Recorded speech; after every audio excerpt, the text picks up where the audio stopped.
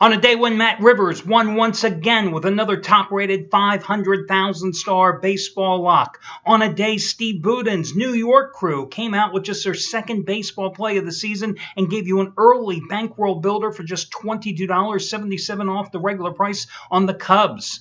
2-1 win, scoring in the bottom of the ninth inning yesterday against Indians. On a day when Chris Jordan hit a second straight NFL Total of the Year selection, yours truly had a big play on the Tampa-Cincinnati game last night. Now, I'm not sure what the turning point in the game was. It could have been after the first Andy Dalton interception, maybe a second interception, maybe the first of the 3 sacks, or maybe just the simple fact that Tampa Bay drove down the field and scored with ease.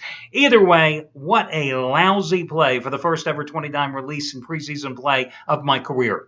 But guys, listen, I have no regrets. And I laid it out for you yesterday here on the video report that there are no guarantees in gambling. I laid it out to you on the website as well, that if you had been with me, I was already off to a 3-0 start, hitting a pair of 10-dime releases and a 15-dime play with the Vikings on the first half of Saturday's game at home against Oakland. So I was in a position to push it. And I had also been on a nice 6-week winning streak as well. So I took a shot. I lost the game. Enough said. The only thing I can say about last night's game from a positive standpoint is that it was a first half play, and at least it was like a mercy killing. I didn't have to go through the agony of watching the whole game, hoping perchance that my team would come back, because I knew after the first series that game was over. And at the end of the first quarter, you definitely knew it was over. So just a horrendous play. But, at the end of the day, to use that wonderful cliche, the bottom line is this. I'm still 3-1 in the preseason. I'm still up. Let's see. I lost 22 dimes last night, and I had won 35 dimes initially. So I'm still up 13 dimes, which may not sound a lot to you, but for a guy who rates his plays 5 to 15 dimes, very narrow margin, it's still a profit. And I've still won 3 out of 4. And I've always maintained that, again, that as you accumulate a bankroll, you just can't sit on it and play conservatively. Otherwise, what are you doing this thing we love called gambling? You got to take shots. So now I've got to reboot, walk away, take what chips I have from the table, having won 3 out of 4 to start in the preseason, the first 2 weeks of the preseason, which are the toughest 2 weeks to win in, and look to put a couple more wins and come out with another big play as soon as I see fit. I have one out to Marco here, but you probably figured that out by now. Otherwise, you just are wandering across the YouTube horizon and just came across the video, and God help you all if that happens to be the case. But let me talk about Jeff Benton today. Listen, Jeff Benton, when was it? Last Wednesday night, almost, 6 days ago, had the first ever 200-dime play of his career in baseball. And he is a charter member of the site that I started over 12 and a half years ago. Had the first ever 200-dime play. You got it as the half-price play of the day, and the Orioles delivered with a 5-4 win over the New York Mets. Jeff has won 51 of the past 83 days, 21 of the past 31 days. He's made $10 bettors over 18 grand in all sports since April of 2014. And in baseball, the past 2 seasons, those same $10 bettors have won over 17 grand. Today, second ever baseball 200-dime play of his career, mismatch of the year, and again, it's the half-price play of the day. Yes, again. And the coupon code is 200DIMER, 200-dimer, 200DIMER. 200-dimer is the half-price play of the day coupon. And let me again talk about Matt Rivers. Today, top-rated 500,000-star winner number 15 out of 18. 500,000-star winner number 11 out of 12 in baseball. His 4th in 4 days. Saturday, it was the Cubs on a run line 9-7 win at home against Atlanta. Sunday, 6 straight Sunday night game of the year play. Pirates plus 125 run line dog, getting the 5-2 win over San Francisco. Last night, what a game. Did you see that Mets-Phillies game, how it turned out? Last night, he has a 500,000-star play, right? His road romp of the year, he called it, right? You got a potential Cy Young candidate on the hill for the Mets who's been on an incredible roll for like 6 weeks, right? He leaves down 7-2 after 2 2/3 innings. And the Mets at that point had hit 2 home runs. They had 6 more home runs, 8 for the game, and they win 16-7 going away. Hey, when you're in a hot run, you get all the breaks. Trust me, I know it. I've seen it repeatedly, whether you're a team or you're a gambler, and you know the deal, guys. That is the truth.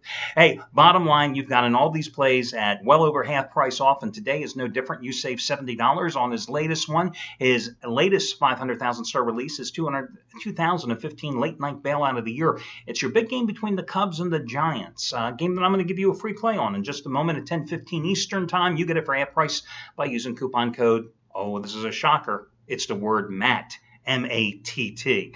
Okay, let's get to your complimentary plays. Now, last night, I had two complimentary plays.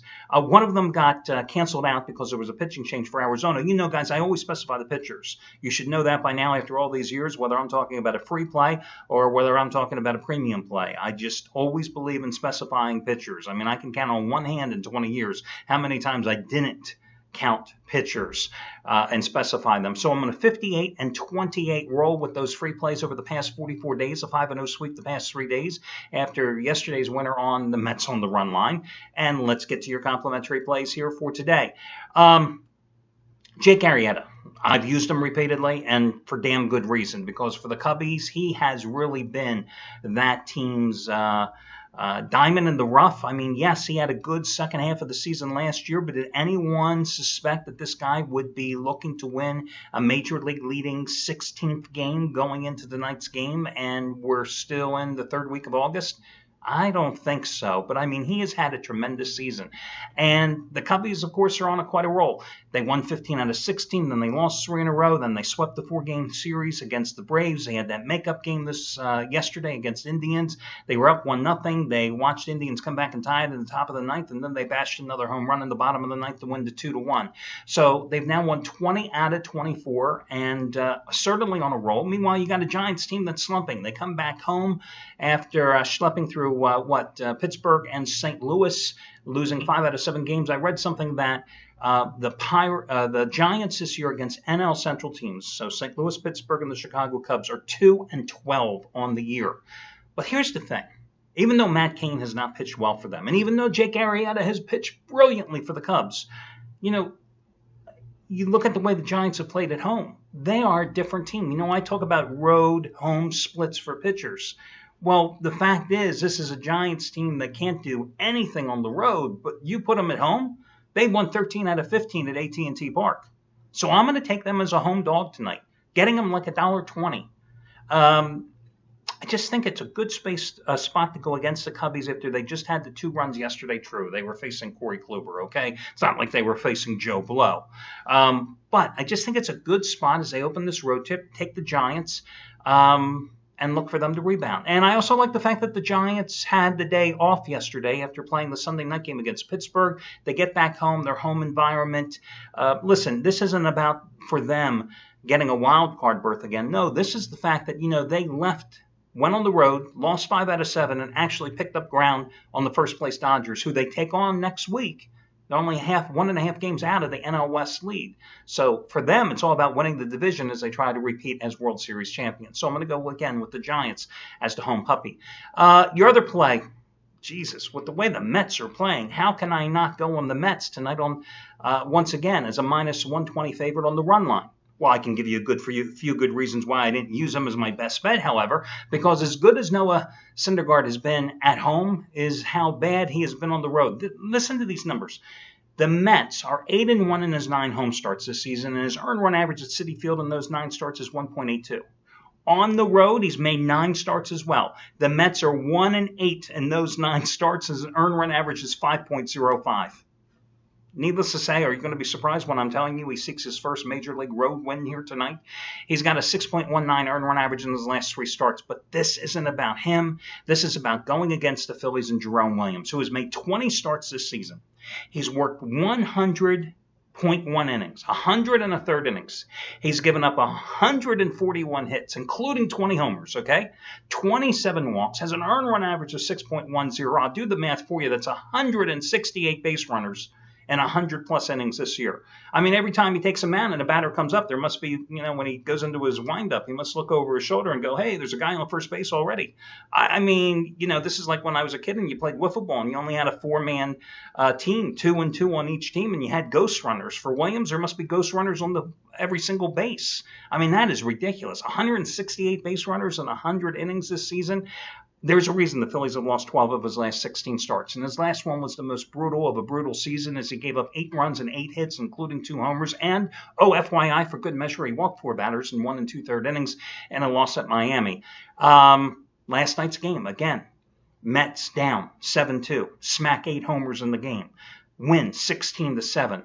They have won 9 out of 10 in the season series. They've won those games by a margin of 30 runs. I should rephrase that. In the 10 games, they've outscored the Phillies by a margin of 30 runs, and they've won 9 of those 10 games.